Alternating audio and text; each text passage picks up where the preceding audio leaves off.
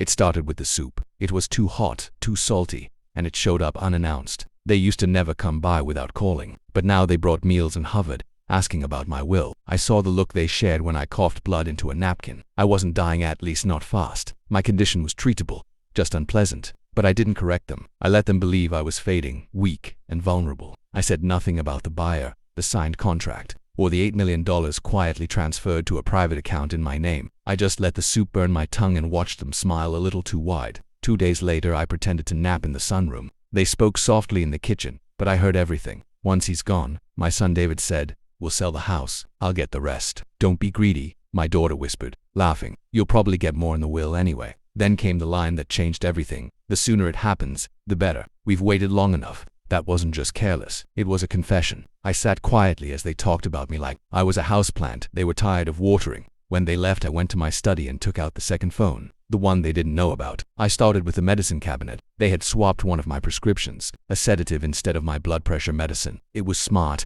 subtle, and eventually lethal. I documented every detail. Then I checked my bank activity. There were small transfers to unfamiliar vendors and invoices for things I never ordered. I found the backdoor account they had set up in my name. The forgeries were sloppy. David wasn't as clever as he thought. I saw their plan to move me to a care facility in 2 weeks, sell the house, and take everything. What they didn't know was that I had already sold the company, transferred the house to someone else, and set up an irrevocable trust 2 months ago. I wasn't dying, but something inside me had gone completely cold. The final toast. I waited for the right moment. Sunday lunch. David poured me a glass of wine I never drank. "Let's make a toast," my daughter said, touching her glass to mine. "To family and peace." "To family and peace," I replied. Then I handed her a heavy wax-sealed envelope. "Your inheritance," I said. "Early delivery." She opened it slowly. She saw the documents, the signed statements, the wire transfers, and the trust. She saw that none of the money was in her name. Her face drained of color. David leaned in and went pale. "You sold the company 5 months ago," I said.